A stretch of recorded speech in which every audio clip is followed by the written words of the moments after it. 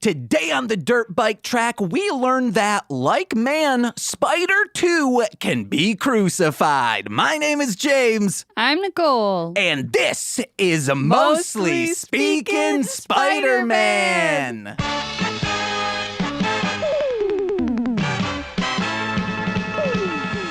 What up, motherfuckers? It's me, James, from Shuffling the Deck, the definitive introductory ICP playlist podcast. And I'm here, as always, with the man, the goose, I should say, Sean Marciniak. Oh, shoot. That's the wrong podcast. This is my third record today. I'm getting it all goofed up. All right. It's me, your boy, James. And it's me, Nicole. And we're engaged with Nickel. No, that's also the wrong one, isn't it? He's not married to that script. He's not married to the script. Oh, yeah. Yes, guys, like I said many times, my name's James, and it's Spider-Man today. But more importantly, it's the Bricks, the emissary of hell. Does he say one this time? I don't think so. He doesn't. Let's say the bringer of orphans, Nicole Jacobs. The spider of crucifixes. Oh, dang, I like that as well. Or the crucifix of spiders. Oh, yeah. The holy spider himself, Takuya. Yeah. What if it were Jesus, another man who stole something, and then Spider-Man? That was the three crosses that, they're talked about in the Bible. What are you saying right This now? fucker says, oh yeah, I'm Catholic. You don't know anything about the Bible. I've literally said we went to a Catholic church and that was it. You should still know that Jesus was crucified with two other people. You never seen Passion of the Christ? Know nothing. Easter's coming up, okay? I just like to go there and sing songs. I liked singing songs. And then I was so preoccupied with if we had to be standing, sitting, or kneeling the whole time. Yeah, I think a lot of people have that. And that's it. Well, I actually read the Bible, okay? Congrats. Great stuff. Beautiful prose in that. Nicole, we should introduce our guest before we give a review. Yes, listeners, we actually followed through on watching the movie we said we would watch. But can we introduce guest? I don't know. Can we? Can you? Kenzai has an introduction, is what they're saying. Kenzai has it? Kenzai has it? Can I eat it? Don't bring that up. It makes me laugh too hard. Man, those commercials with Jennifer Coolidge are great. From both Walloping Websnappers, the podcast covering all things Spider-Man cartoons, and from Falling with Style, a Pixar movie marathon, we have Derek and Doug. Welcome to the show. Hello. How are both of you? Fantastic. All I can think now is Barabbas, one of the two men alongside Jesus on the cross. Hell Who the yeah. other one is, I don't know. Spider-Man. I just remember the bad one. Oh, there was a good guy? I think so. All right. I don't know. Spider-Man, Kamen Rider, Garia, these are my saviors. You know? Hell yeah. Sure. And two of those three have been on a cross. So. Yeah. So why? What's Japan's I guess America also has a fascination with crucifixes, but in a different way. Yeah, I feel like maybe the whole world at one point embraced it a little bit more. And then I think, Christians said, no, that's our thing. So you all can't have it anymore. And Japan probably said, no, we're going to keep it. Thanks. Yeah. Well, I know that there's a lot. Christianity is just different. Christian iconography is different in Japan. There are Christians in Japan, but I think that in the way that Western cultures will sometimes just sort of use vaguely Asian cultural iconography in their works. Japan will do that with Christianity too, which is why you watch Evangelion and it's just a bunch of Christian imagery all over the place. And you'll hear the creator talk about it and be like, I wasn't trying to say anything about Christianity or religion. I just thought the fucking imagery and the names were cool. Looks sick. Yeah. I thought you were going to say, yeah, in Japan, Christianity just hit different. I mean, kind of, but yeah. Not untrue. Kind of. Okay, so I've been bringing up this movie a lot. I believe it was Callie from the We Love Trash Discord mentioned this movie called House from, I think, 1978. It's a Japan movie. You guys have both seen it? This is Derek's field for sure. I love House. House is Hell fantastic. Yeah. Nicole and I both watched it very stoned yesterday. Nicole, your thoughts? I don't know. It's fucking wild. Uh-huh. It's like we were both kind of on the same wavelength of like, it literally feels like you are watching someone's dream. And in a good way, like not just, oh, it's dream-like. No, this is watching a dream to the point, I don't know about other people, but in my own experience with dreaming, it eventually, no matter what, if you let it go on long enough, it becomes a nightmare. And I have multiple nightmares a night because I just let the dream play out. But this movie feels like instead of waking up from the nightmare, which, hey, that's what your brain wants to do, you don't wake up, then the dream has to like reset and be like, oh, well, where do we go now? And it just starts to deteriorate from like when you like dub a movie over on VHS. If you keep doing that, it just starts to deteriorate more and more. And it's just such a beautiful, wild movie. And I think it's a perfect movie. So those Yeah, are I my mean- thoughts. What did you think of the movie? Okay, hell yeah. Yeah, it's incredibly imaginative. Like, it is a surrealist masterpiece. Like, it deserves being in the Criterion Collection for sure. Yeah. It's a great movie, and I feel like if you're into tokusatsu, especially, like there's a lot of sort of, even though it's a horror movie, kind of, there's a lot of sort of toku vibes and like techniques used in that movie.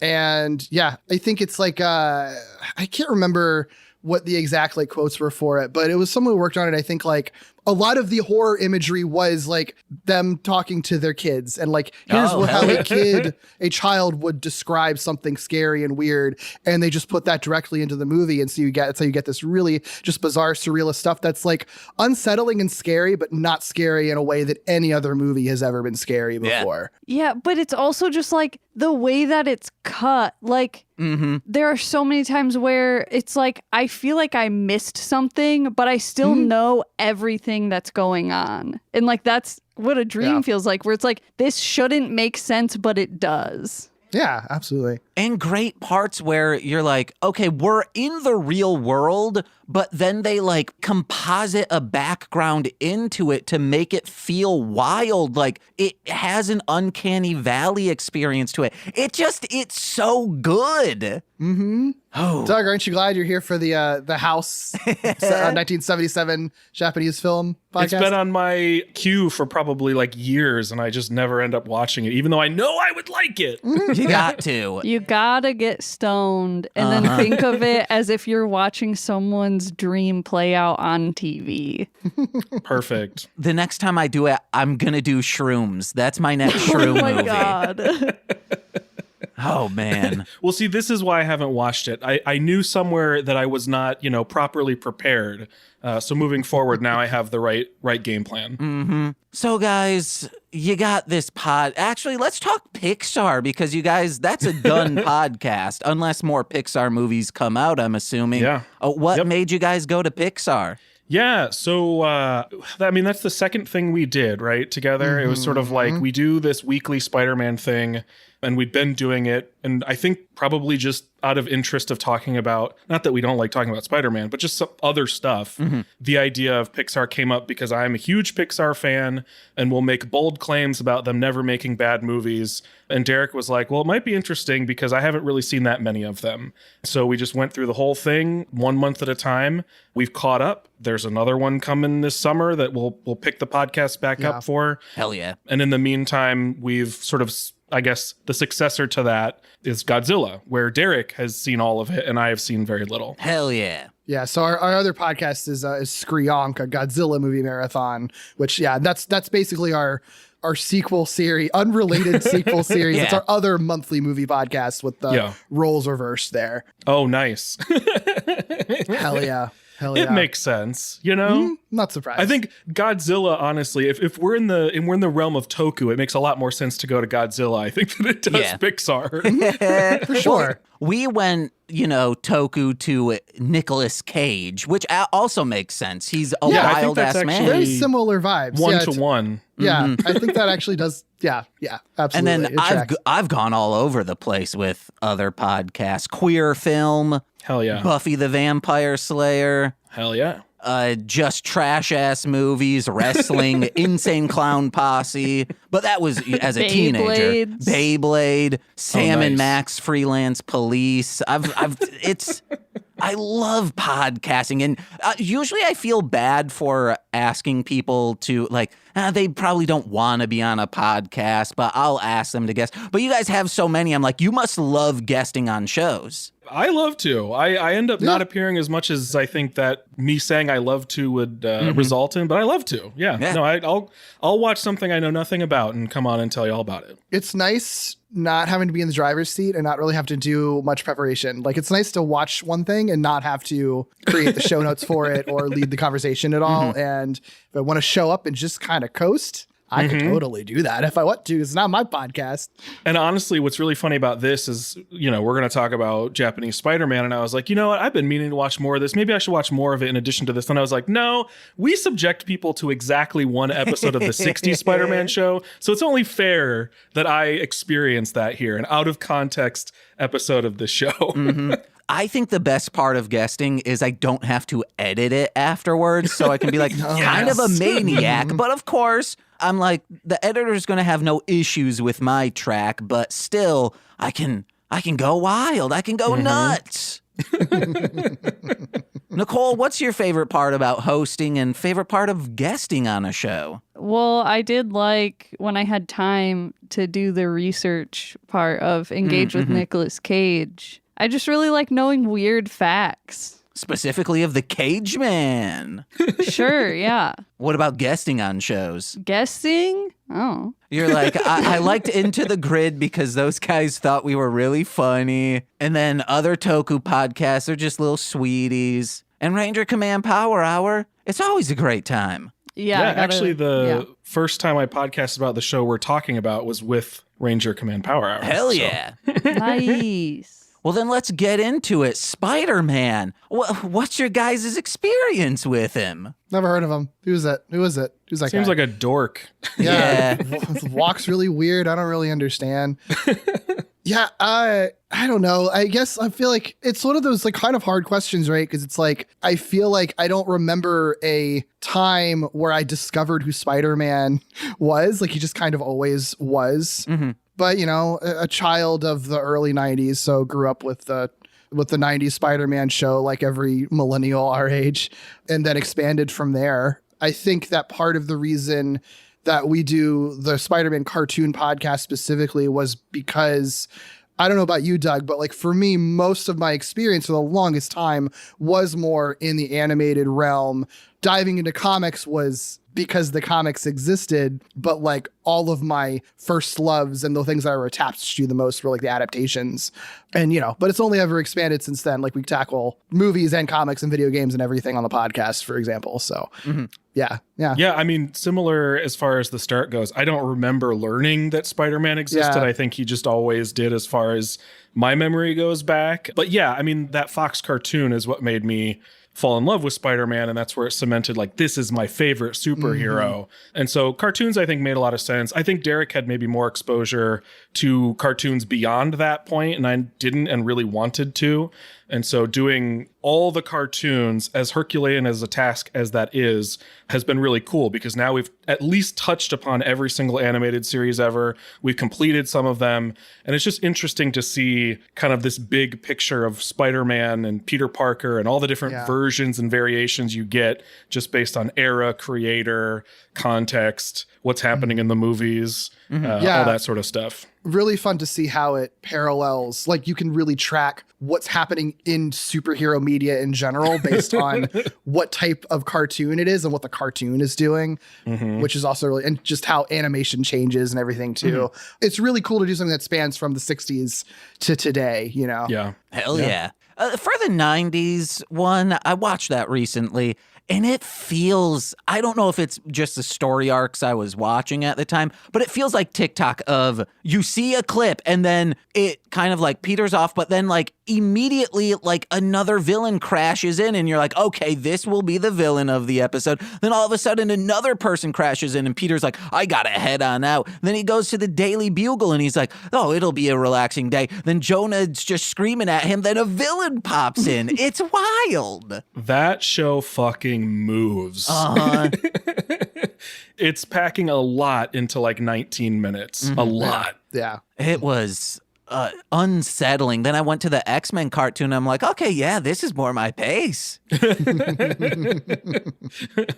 Probably slightly better edited too, but I don't know. I haven't watched a whole lot of it. Yeah. Go watch it. It's coming back, guys. I But know, I must. for this Spider-Man, what's been your experience with this? You've seen any? Haven't? Yeah, for the Toei Spider-Man, we did an episode for the podcast a few years ago. I don't remember how many. That's maybe It was like 20. end of 2020.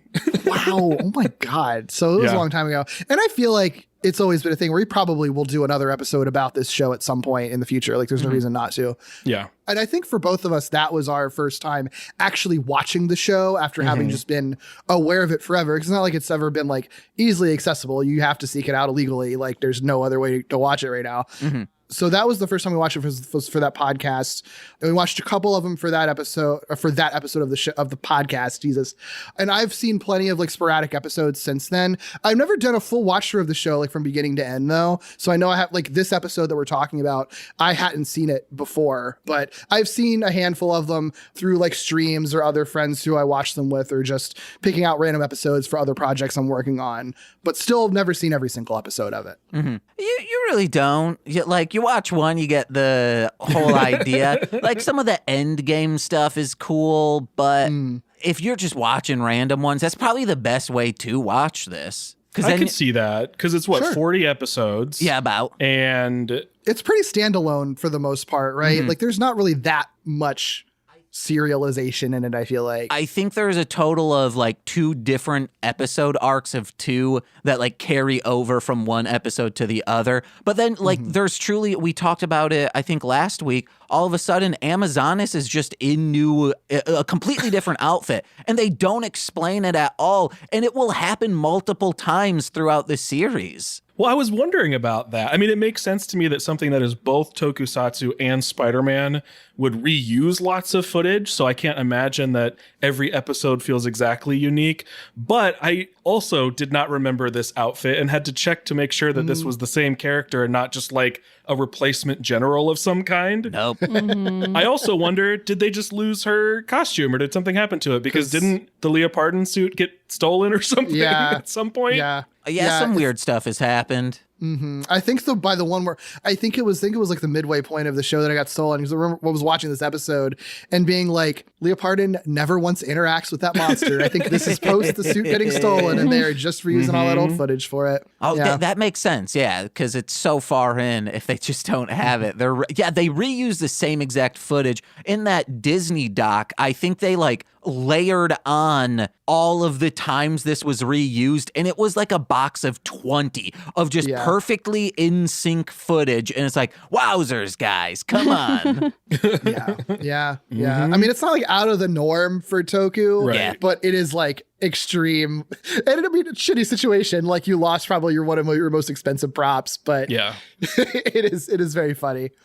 But let's get into this episode. Today we're discussing episode 20 of Toei Spider-Man, entitled A Father's Love Scattered into the Wild Blue Yonder. Quick rundown off the top of my head. Spider-Man goes to an art collective and he's like, damn, this kid's dope. And then that kid says, I'm an orphan though. What a shocker in this episode, or I mean this series. Boy, oh boy. Call Spider-Man the orphan. What? Pre-orphan. But he thinks he's orphaned. Okay, yeah. He's coming into it like, my dad left and he was in Interpol, so he's probably dead, or he's a prisoner of war, so when he comes back, I won't even know him. And then he Rambos it up, guys. Hell yeah. The child? No, the guy comes back and he's like, this is my first blood. Remember when Rambo was like an art film? Like Son of Rambo? Son of Rambo is a parody film, Nicole. So yes. Yeah, there is, but it's not canon. Oh, so you're saying he could be Son of Rambo? Yeah. Son of Interpol. So the father, he's on a secret base of the Iron Cross Army. Spider-Man finds him. He dies, but not for the reasons you're thinking. Boy, oh boy, should have taken him to a hospital, not the airport. Like when I had COVID, am I right, Nicole? Yay, yay. Yeah, yeah. And Spider-Man, that's the episode. So let's get into it. First, initial thoughts. Just a really beautiful, lighthearted, happy, optimistic show. I love it. Guys, he's sarcastic right now. Yeah, I found it moving by the end of it, but it was interesting to me how, like, I guess having Interpol as part of the story, it made the episode like have less like fun Toku violence and more like real world, like helicopters, guns, and soldiers violence. Oh yeah. Which, to a point that like, I remember when the tank buffalo shows up back again at the end, I'm like, shit, I forgot there was literally a monster in this episode. Like, it's been just Spider-Man fighting a war against soldiers most of the time. That's very real. However, I would not replace that Spider-Man versus the helicopter fight for anything. I'm not saying it's bad. I was saying it was surprising. Yeah. It's also so dangerous. Mm-hmm. Yeah. Boy, oh boy. There are also times in this show that it is, at the end, giant monster fight. The monster isn't presented until he's like, I'm going to turn into a giant monster. And you're like, who the fuck is this? Yeah. Yeah. Which I like that monster design, but yeah, he really did nothing in this episode. Like I like the idea that if you're going to have a military themed episode, you're going to have like a dude who's a tank, like sure, fine. But like he shoots him a couple times at the beginning of the episode and then just disappears throughout the majority of the runtime. Then is like, oh, by the way, I'm still here. Oh no, I'm dead. Like it is a bummer. Is this, I don't think there are as many monsters as there are episodes. So is this the only appearance of this that you've seen, or is he in other episodes prior to being blown up here? Oh no, they're always one and done monster of the week. Dang, that's such a bummer. It's such a cool, fun design. Yeah, the only people we see are the little grunts that look like crows, then Amazonas, Dr. Monster, Professor Monster, and then at the end, there is, Nicole, I'm telling you this, there is someone who shows up, and I think they're in a few episodes that are bad guys. I'm pumped for that. That's the one who it's like, okay, guys, this is the Green Goblin, and it's just because you spray painted it silver does not mean it's not the Green Goblin. Oh hell yeah, I love that. That's awesome. All right, let's get into it. Do you guys have any first notes, or do you want me to kind of carry this? Do what you do literally every episode. Alrighty, my first. What's up? I'm just saying it opens with the cross, so we guys talk about the cross right off the bat. It starts out with Spider-Man. He is crucified, like he has stigmata, all of it. I'm kidding. It's not that violent, but a bunch of army men run up and they have to jump on the ground, spin around in sync like the band, only to just shoot and not hit this crucified spider dummy at all. And Amazonas is like, that's all you got? I guess, yeah, maybe you didn't load their guns enough, so they only had one round? Maybe don't make them spin before they shoot at something. Yeah. They got dizzy. Good name. Maybe she's thinking, well, I loaded them just with one bullet, and one of them has a real bullet, and all of them are blank, like they do for like firing squads. Because, I can't have. No, they all want to kill Spider-Man. The whole sequence is really interesting to me because I feel like they're writing it obviously for the shock factor of, oh no, Spider-Man's strung up on a crucifix and they're going to shoot him. And then they missed. And it's like, how's he going to get out of this? Like, they clearly put a man in a Spider-Man suit to make it look like he's actually a dude up there. Yeah. And it isn't until he is actually shot that then they cut and it is so clearly a dummy getting shot, which is the thing Toku does all the time, obviously, is like swapping out with obvious dummies. Like, I'm fine with that fun, silly, practical effect. But it's so clear that they wanted you to think that this was actually Spider-Man until he was shot. It's like, don't worry, he's not dead. That is so obviously a dummy. Like, they invert their like practical effect technique for that. It's so strange. Kids on Saturday morning are just crying like, no, they shot him so hard he turned into a dummy. Is that what happened to Dad when he was shot? And then Dad like walks, he's like, I'm still here. You know I didn't turn into a dummy. It was a misfire at the range and it shot my foot, kid. Oh, you were a dummy for a second, weren't you? But then they'll still have to have a tough conversation once they get to the end of the episode and do see a dad die. Yeah. So. Oh, yeah. Wowzers. Dad, don't drink the spring water. Because that's what killed him. Spider-Man. A dog bled in it. He did. Remember when a dog flew down from a dam, fell in that lake, and then it just... And it was Spider, like, he had to have radioactive blood, this dog. We're talking about a separate episode. They shoot a dog mid-air, the Iron Cross Army, and it just falls down this huge dam, lands in the water, and then it's fine. And it's never said... Oh, that's good. But it's never said, like, this is a robot dog, this is, you know, super strength dog. It's just a normal dog that, like, gets shot, falls... 30 stories onto like rocks and then just gets up and is good. Dogs are awesome, dude. They can do it. It's fine. Oh, man. I love that because all the exterminators, as she calls them, are so bad that she calls in Tank Buffalo and her line to him is turn Spider-Man into ground beef. Hell yeah. Love it. I'm sure the buffalo loves that. And then a bunch of critters come and they're like, whoa, it's no bones. And then they just start eating the ground beef. Yeah. Spider-Man suit full of ground beef. Oh, dang. That would be like, that's fucked up. Like if like for a Halloween display, you think it's like, oh, he's probably going to pop out. And then like kids are like poking it and they're like, ugh, why is it all wet? Oh, it smells funky. And then it's underneath a microwave, so it's just cooking that meat. Ew. Ooh. But then it smells good. You just said it smells funky. Well, when they're poking it, and it's because their hand has been microwaved. Yeah. Damn. Checks out. Imagine having a microwaved hand. What kind of mutant powers you'd have. Yeah. Nicole, what kind of mutant powers? Third degree burns? No, that's not a mutant power.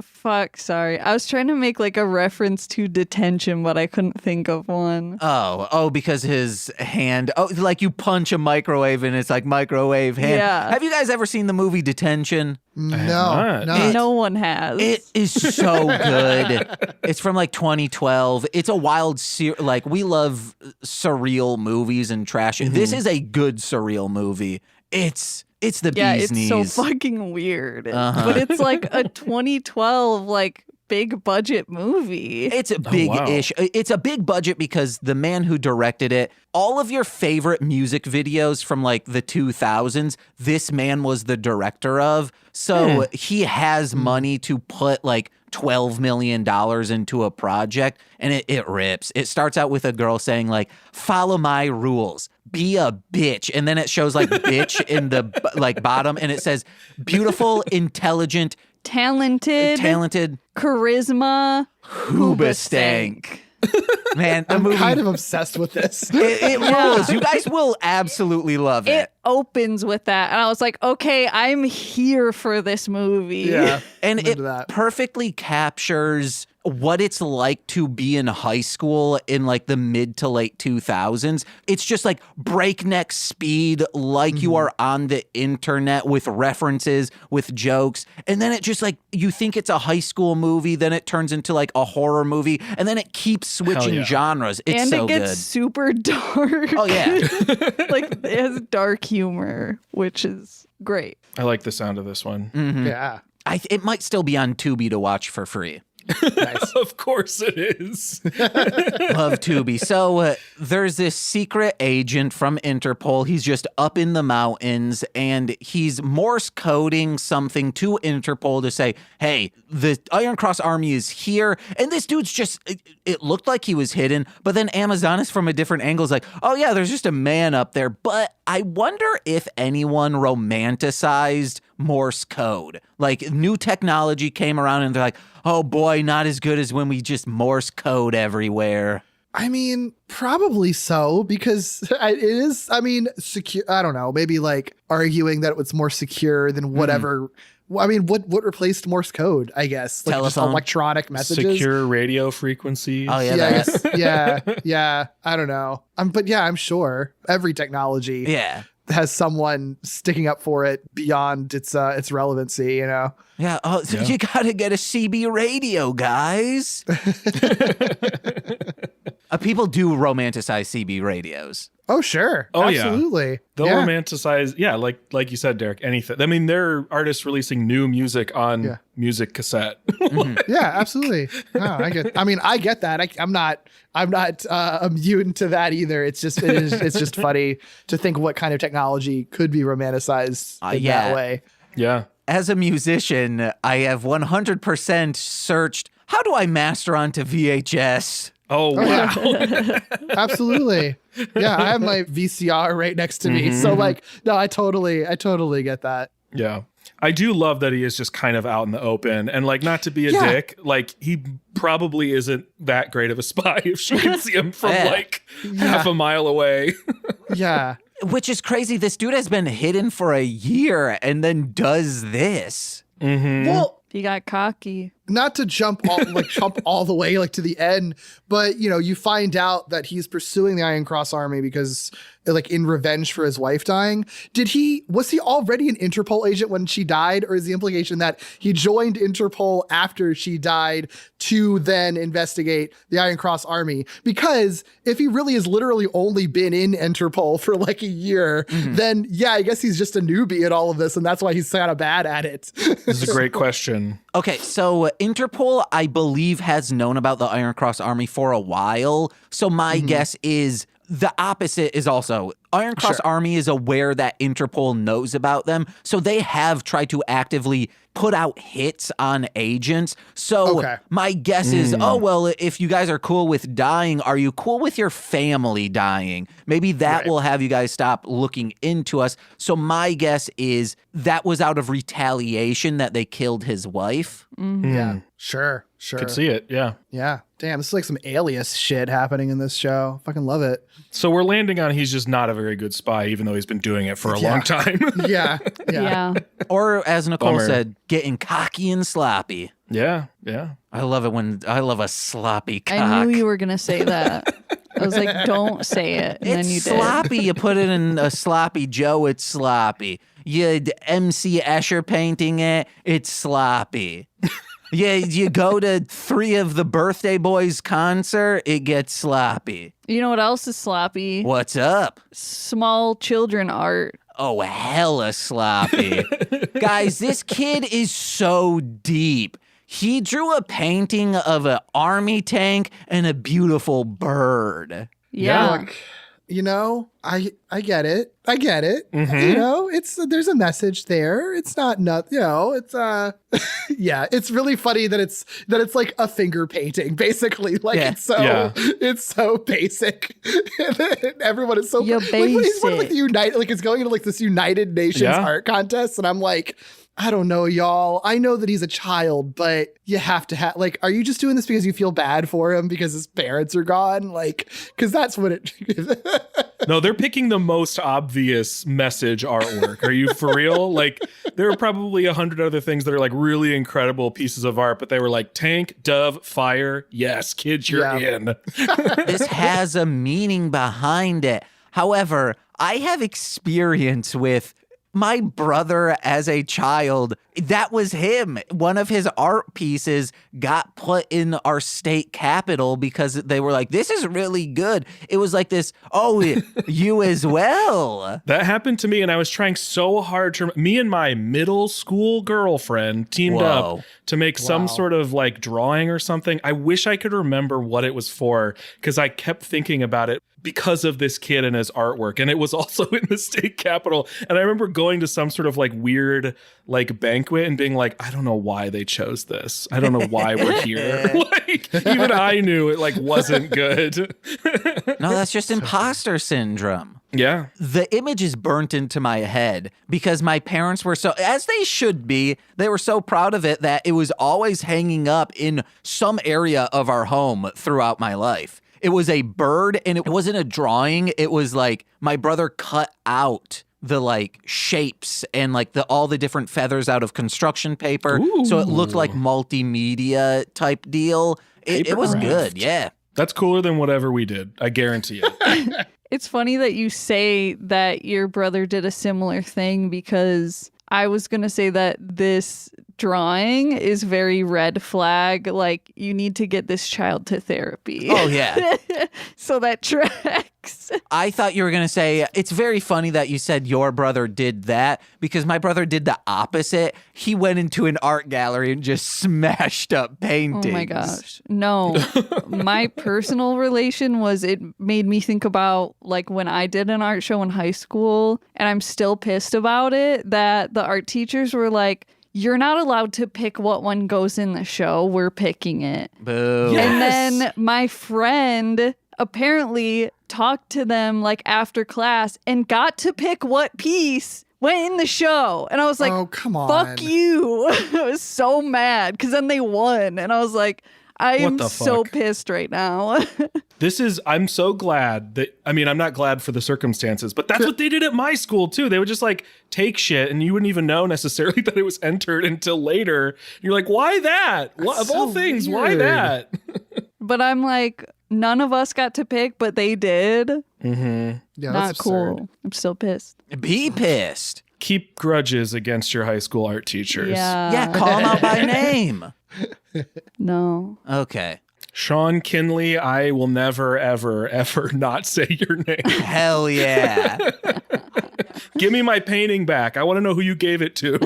I never took an art class in high school because in middle school, I despised that art teacher. She was the worst. Wow. Did not enjoy her one bit. I said Jesus Christ, like when it was literally, I stepped in the door, then the tardy bell rang. So I was like, oh, Jesus Christ, I just made it. And then sent me to the office for like saying a curse word. And oh boy, if I was just a few ages older, I would have been like, you can't do this. I can say Jesus Christ all I want in high school and middle school, and you can't do a damn thing about it. Separation of the two, bitch. Then they're like, well, you can't say bitch. I was like, yeah, I was giving you one, okay? You're punishing me. You can't double jeopardy me. You punished me for saying a curse word when I did not, so I get to say another one. Yeah. You're bitch. already sending me there for it, so might as well. Oh, and you better believe I'm going to send it.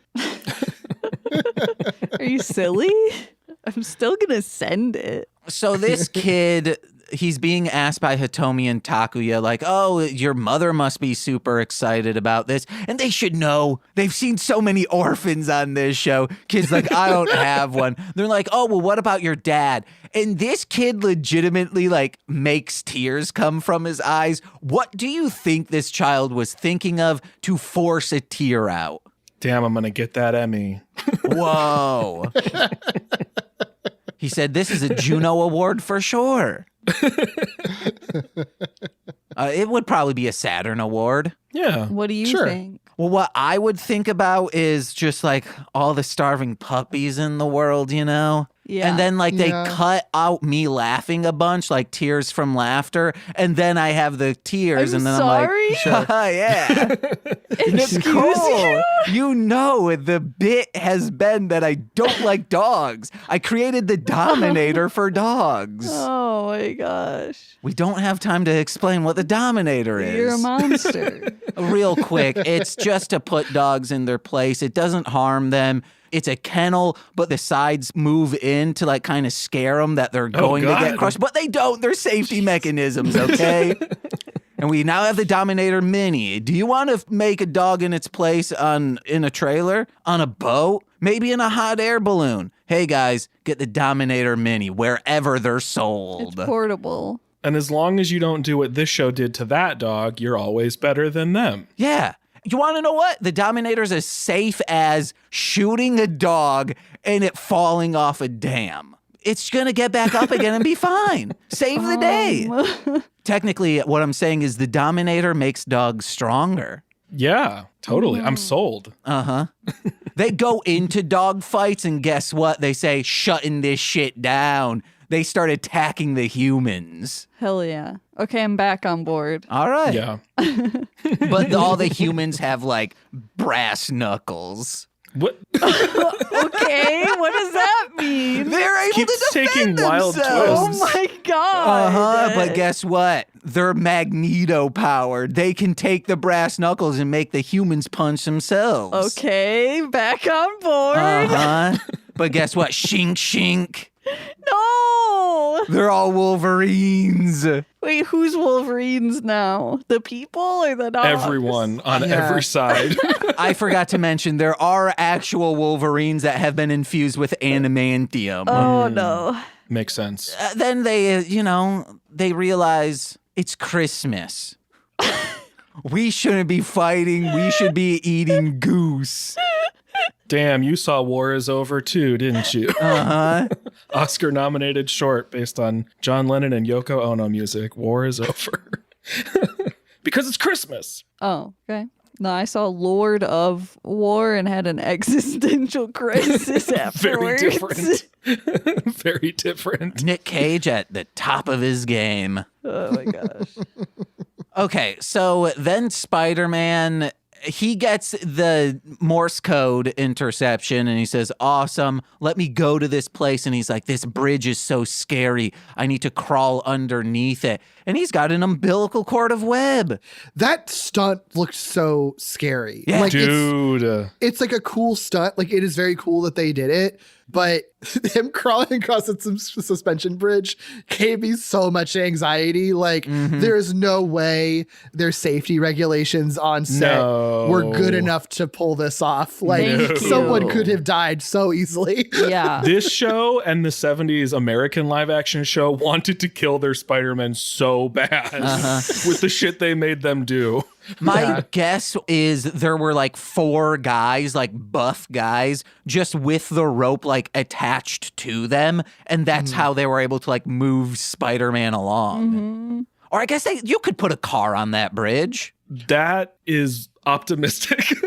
I would not be surprised if that guy was like carabinered to a rope. Yeah, I think he was just crawling like a real person, honestly. Well, no, you could see the rope around his waist. Like that's where the umbilical cord comes from. Yeah. So I don't know what the rope is attached to, but he does have a rope. So, or Yeah. maybe it was just like roped and tied to like one of the pillars that was like had Yeah, enough sure. slack. So if he fell, he wouldn't crash down. It would just snap his back. But Yeah. he would be fine otherwise. Oh my God. Now Spider-Man's the Gwen Stacy.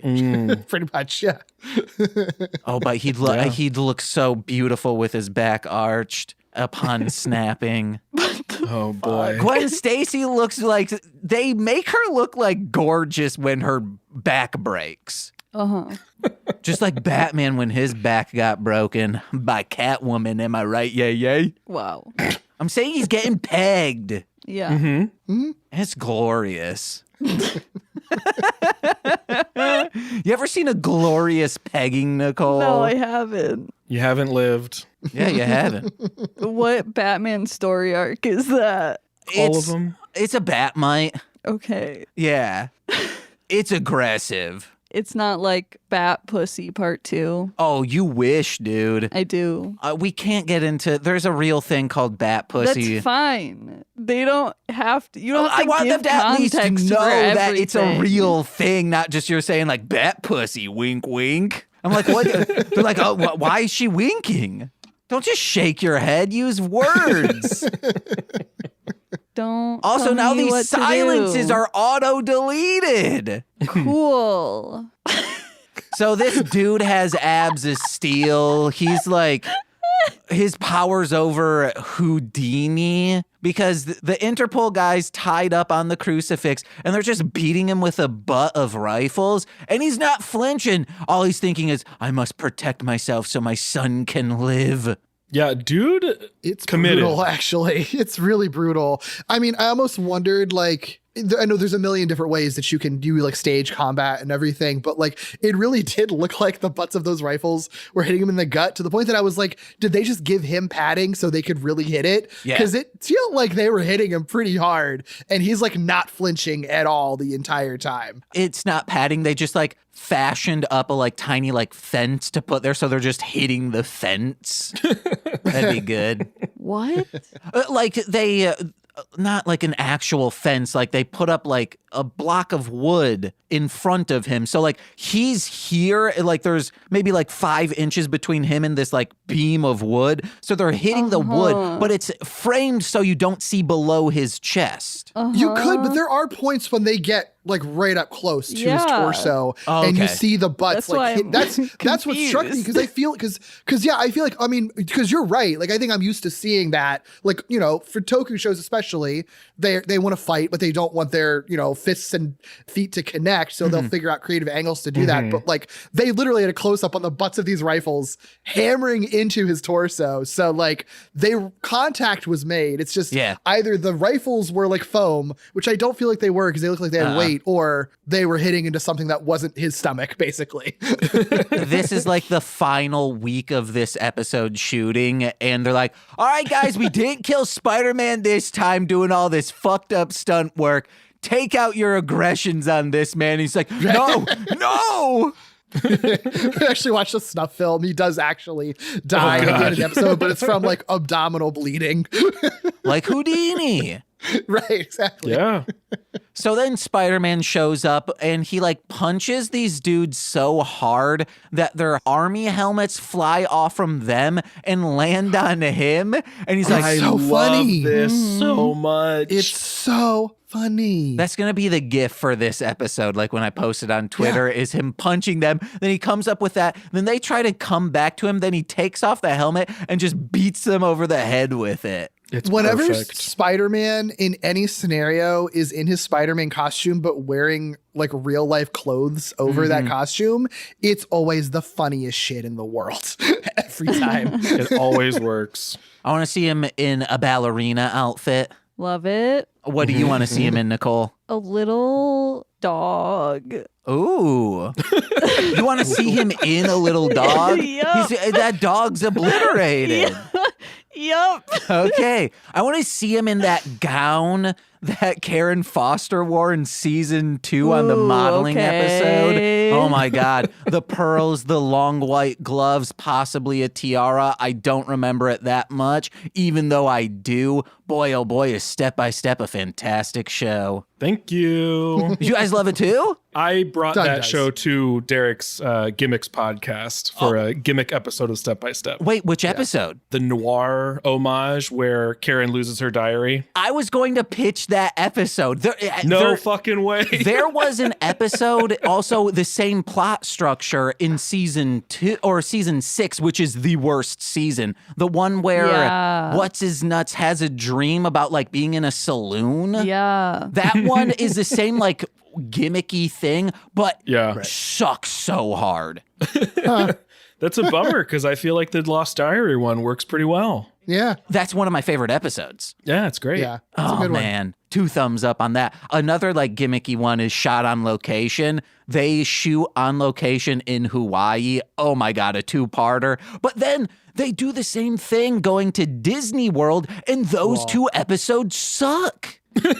Yeah. Season 6. Yeah. No, that's It was a season big 5. thing, wasn't it? Season 5. Yeah, that was the thing that TGIF did, and ABC in general, because even Roseanne did it, and pretty much all those episodes. Pretty sure Full House did that. Full Houses was the only one that I think was pretty good because they at least had like Scott Weinger literally played Aladdin in the Disney movie, so like they could have fun with that. Yeah. But I mean, it was also Full House, so like, you know, Yeah. Whoa. the bar is not so high. Full House, I will say, I think Full House sucks. Like, it's not as nowhere near Step by Step, but it was because Michael Eisner was trying to push for the parks to start flourishing. So he's like, well, we have ABC, just make all the shows go there. Makes sense. Yeah. What I will say though, Full House, yeah, it's not a great show.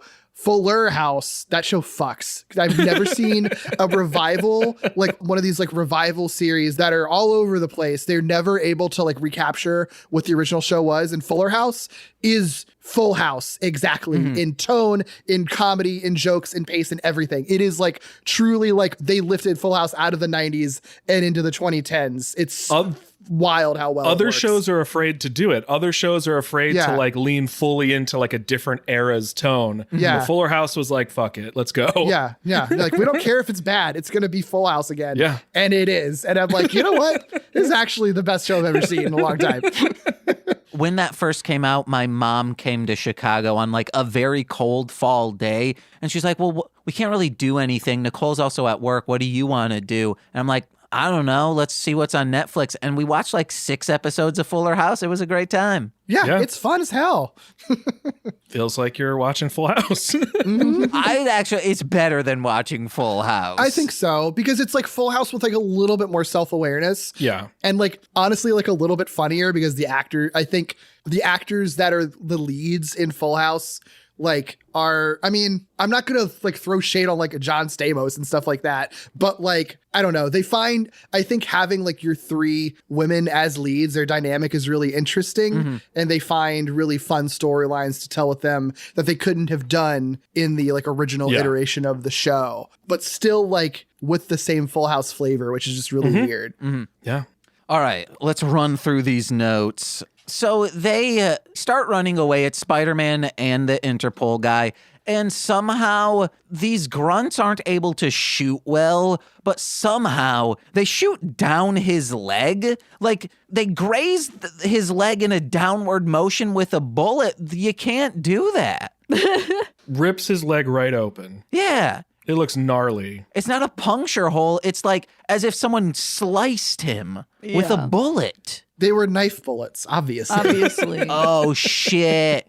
Had you considered knife bullets? They trained at Balam Garden with the gun blade. Final Fantasy VIII. They're Wolverine bullets. Oh, damn. Adamantium. Yeah. So at this point, Nicole, Spider-Man and him are hiding, and Spider-Man's like, shwish, shwish, making sure everything's good. And he goes into the spring and pulls out like a cup and like brings it to his face. What was your thoughts on that? Do not drink that water. Why not? Don't drink it. How come? It's not potable. It's got all sorts of bacterias in it. You're You gonna don't give him know. diarrhea. Yeah, like Spider-Man. He's gonna die and then shit himself. Oh, damn, my dream. Then you gotta clean that up. Spider-Man, as you said, like actually, he voluntarily manslaughtered this dude. He could have said, do not go to your son. Like, let's get you to a hospital first. Your son's coming back on that airplane. He will be here.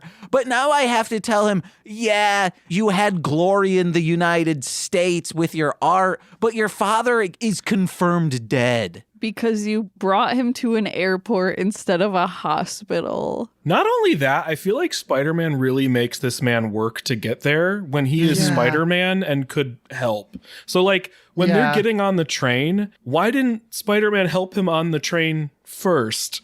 Yeah, That's so true. He's like, I'm going to jump on there. And he doesn't like web him or anything like that. They just have that weird little hand sequence where they're like touching fingers and their hands like rubber. It's fucking wild. Yeah. Every way Spider-Man could have made this man's life easier, he chose not to.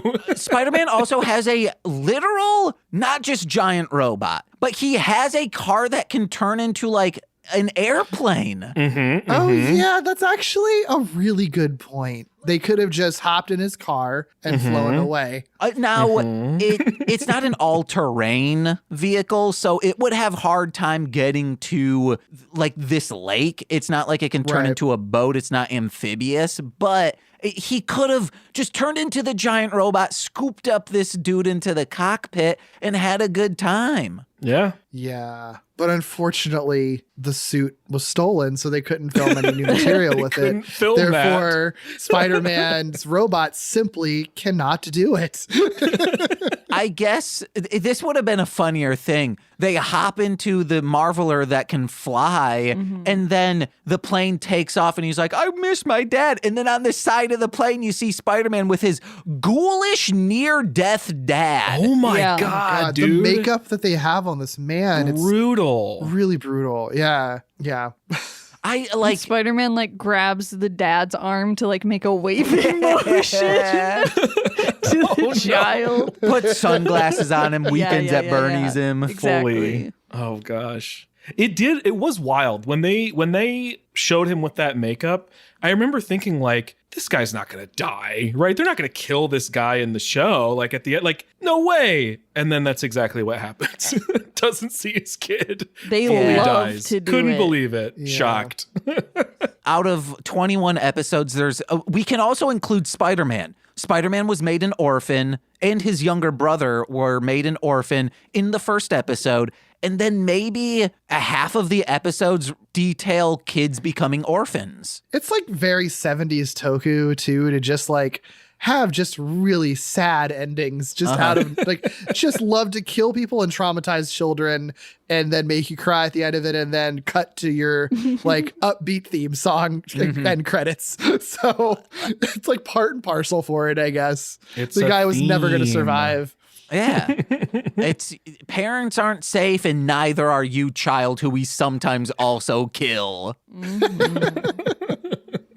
The kid in this one too, it's so funny because like sometimes in shows like this, like the kid will be involved somehow or they'll give them something to do, and this kid, like, he has the opening scene and he's like an artist or whatever with his little finger paint art going to the UN, but then the whole episode they constantly cut to him just like confidently walking to a train and then confidently walking to a plane. He's just walking to modes of transportation the entire episode, and that's like all he does. I swear it's the same shot of him that they just like use of him Probably. walking every single time too.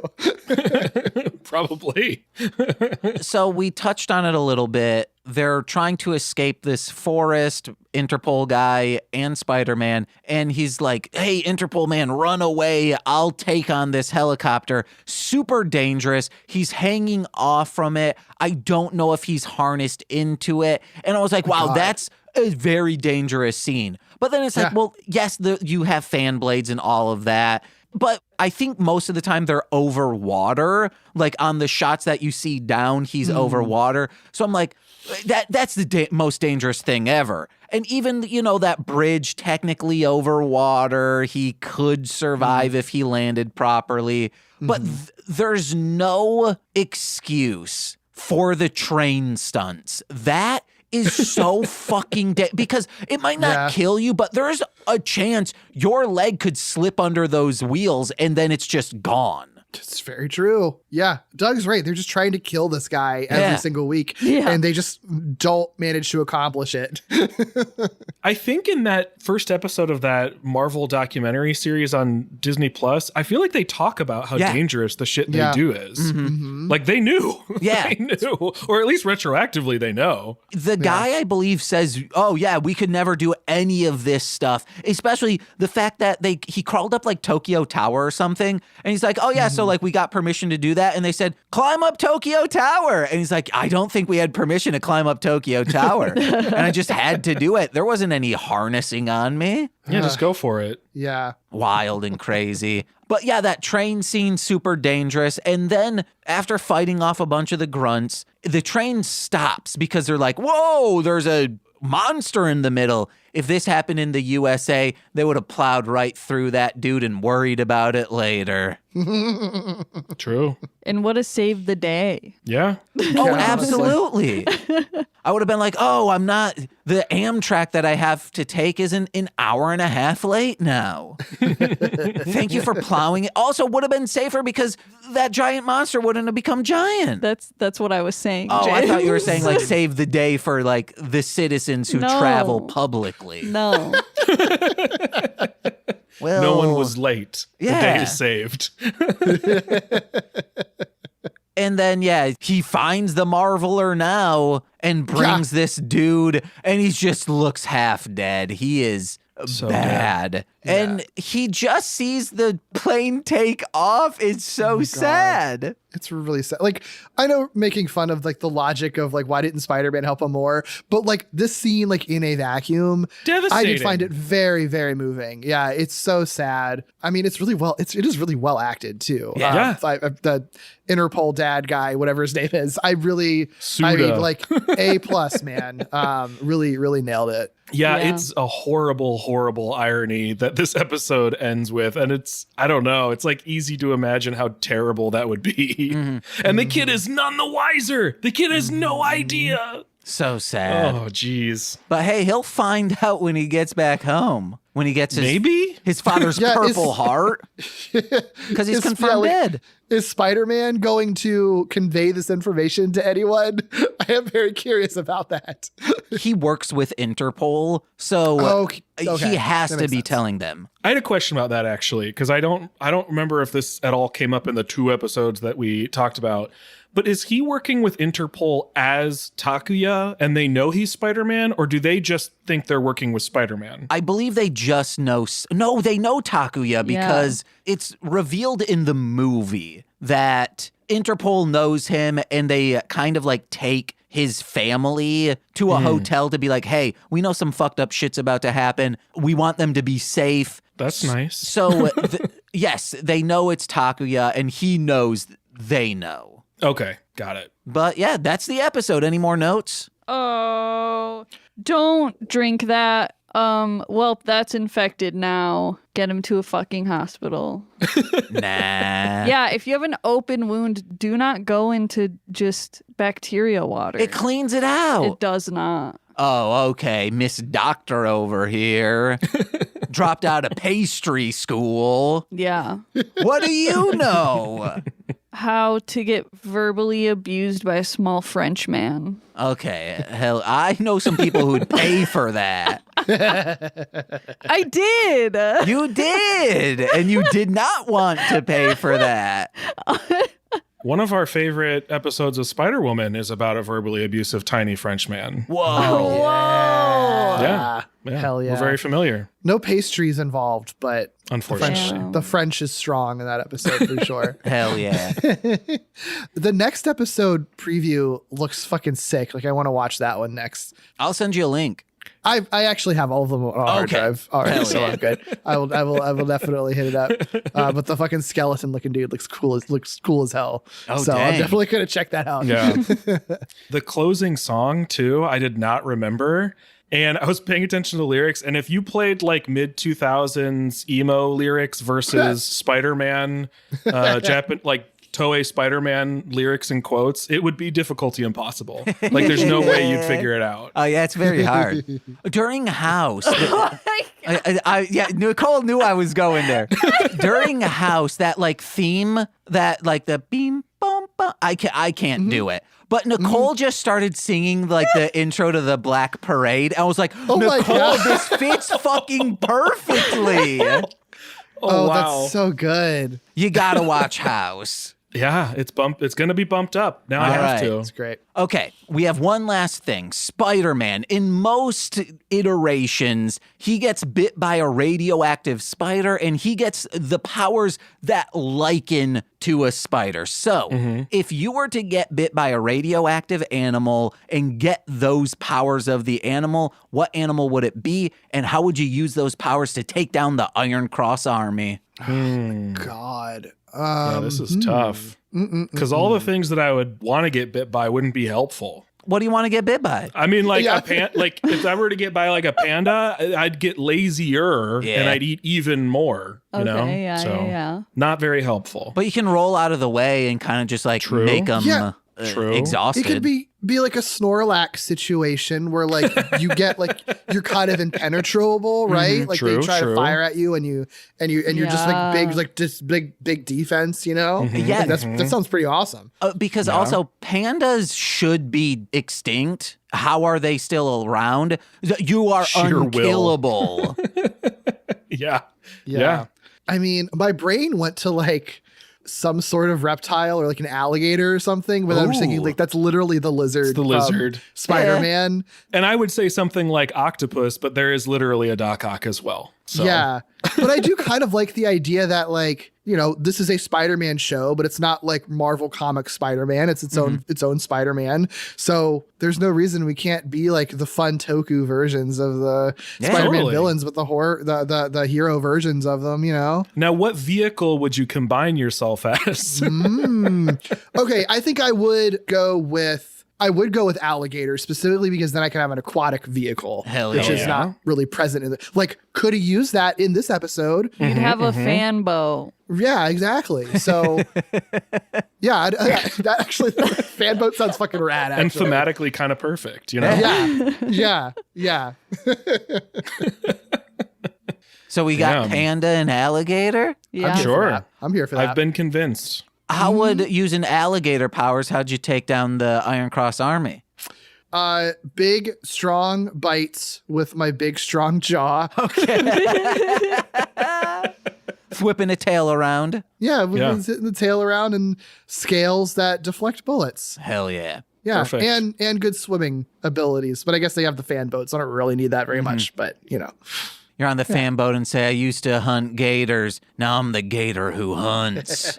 Whoa. Hell yeah. Well, there you guys have it. This was a fantastic episode. Thank you guys so much for being here. Well, hold on. Now, what radioactive animals are you two getting bit by? Nicole, what one did you say? I know what I said. I think I said a moth. Oh, yeah. Oh, I like it. Oh, that's cool. I said a sea cucumber. Also good. So I'm just pretty much jacking off on people. Yeah. Yeah. Like, you know what? That's effective. I think that could be very effective. Shocking. Spider-Man shoots rope. Why can't I? It's like a support person, right? Because you're like causing these distractions because they're not going to fucking know. They're not trained to react to something like that. And while they're struggling to be like, what do we do? Then everyone else swoops in and cuts their heads off. So yeah, nailed it. Perfect team. This is a good team. Lots of balance here. Yeah. Yeah. Mm-hmm. One of them says, "Oh, hold on, guys. You shouldn't be too scared. I watched this on Wild Boys. It just like shoots out this like defensive mist. You're good." I'm like, no, they must have watched Jackass 2 and Jackass number 2. All right. Thank you guys so much for being here. Do you have anything to plug? Oh, sure. Yeah. I think almost everything we plug is under the Glitterjaw umbrella. So Glitterjaw Queer Podcast Collective is something that Derek and I are a part of, which is a collective of podcasts of queer folks talking about media. We have Walloping Websnappers, which is a weekly Spider-Man cartoon podcast that we've been doing now for 5 years. We cover anything from the 60s show to the current stuff happening. And we have a Patreon for that show called patreon.com/Walloping Websnappers, where we cover comics and movies and sometimes video games and all kinds of other stuff that wouldn't necessarily make it onto the cartoon main feed. I also am on a podcast with Glitterjaw called Novel Gaming, where my co-host Katie and I catch up on all the books and video games and sometimes other media we've been consuming lately. And for anything I'm doing in general, you can find me all over the place at Icky Booley. What about you, Derek? Yeah, sure. The other podcast Doug and I do together is Screonk, a Godzilla movie marathon, which we talked about, where we're going through all of Godzilla's filmography. That's also part of Glitterjaw. I have 2 other Glitterjaw shows. I have Gimmicks, where my co-host David and I look at the high concept and experimental structure-breaking gimmicky episodes of TV. And I also have Lee Carvalho's Potting Challenge, which is a Simpsons gaming podcast, where my co-host Tommy and I are going through all of the Simpsons tie-in video games chronologically. And that, again, also on Glitterjaw. I will plug this. I don't know when this episode is coming out, so I don't know exactly how this is going to time out, but I do a show called Tokusatsu Thursday on the Sci-Fi Explosion Twitch channel that's run by a good friend of mine, where we will stream Toku episodes, clips, Toku-related commercials, music videos, just a whole bunch of just cool Toku-related stuff. We do that at least once a month. We have one coming out March 14th. If this episode drops after March 14th, then follow me on social media and you'll see when the one for April is coming out. I'm most active on Twitter at Derek B. Gale, and you can find me there or just search for me online. You'll find me somewhere, I'm sure. I'm not hard to find. Heck yeah. If you guys ever need a guest for any of these podcasts, I'm always down. And specifically Simpsons skateboarding, if you need a guest, That was my game, man. Damn. Boy, oh Cool. boy, it's Good to crazy how they thought skateboarding tricks, the names of those were trademarked. Why is a pop shove it not a pop shove it in that game? It's weird. Nicole, what do you have to plug? As always, follow Darling Homebody on social media and visit darlinghomebody.com to find pins, prints, stickers, and gifts for Sweet and Salty, Goss, Gays, Girls, and Theys. Hell yeah. Hey guys, I need to make $30 a day to survive. So twitch.tv/mostly speaking Sentai, I'm starting a new series simply called $30 a day, where I'm kind of just doing what I do to make $30 a day. I'll be editing podcasts on there, making music, working out, trying to get that perv crowd. Just all the stuff, whatever. And I'll torment myself. I'll do spicy challenges. If people are like, hey, yeah, well, if we give you $30, will you just chug that hot one sauce? I'll say, yeah, you'll be doing me a service. And on April 20th, one of the streams will be a behind the music of the upcoming album coming out April 19th of Dragon Boy Suede and Marshland Monster. You know Howard Kramer, aka Dragon Boy Suede, from his work on Austin Stories, Beavis and Butthead, The Good Family, Lopez, Nick Swartzen's Pretend Time, so much more. And the podcast Who Charted, wherever podcasts are found. Truly, listen to that. It's a very fun show. The album's coming out, so I will be going behind all the production work that I did. Howard would send me little voice clips on how to mix stuff or just what he was up to. I'm playing those as well. We're going in depth on that. It's going to be a good time. April 20th, but as I said, April 19th, wherever music is found, The Dragon and the Monster. It's going to be a good one. He's my favorite podcaster and comedian. I made an entire album with him. It fucking rules. The album and also the experience. So check that out. And head over to patreon.com/MLMpod, where for $5 a month, you get exclusive content every single Friday. All of the month of March, Lil Corey and I on This Existed are going through every single Critters movie. This week is Critters 4 on release of this. So yeah, we're going through it. I've seen the first 3 now. I'm loving them as much as I loved them as a child. Maybe more. Boy, oh boy, those little krites are so funny. But if you're a $10 patron, you get all of that plus monthly bonus exclusive content in the form of straight to Patreon. We did The Dead Sleep Easy, the Vampiro starring movie, also by the guy who did Jesus Christ Vampire Hunter. It's a great movie. Check it out. And this month, for Women's History Month, Nicole, I think we should do one of those shark movies directed and written by a lady. Mm-hmm. Why not? Let's do it. Yay, yay. Or we'll do Angel. That's a pretty... Or Vice Academy.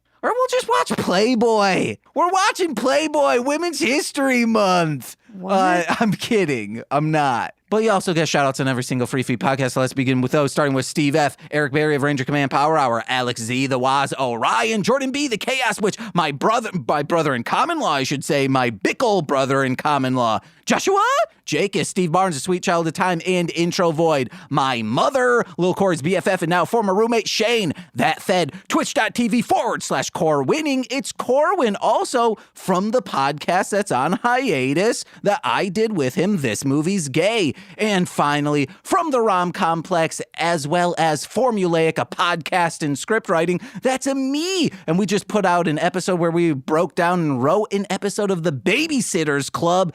It's twitch.tv/R2Shelby2. And I've been James. I'm Nicole.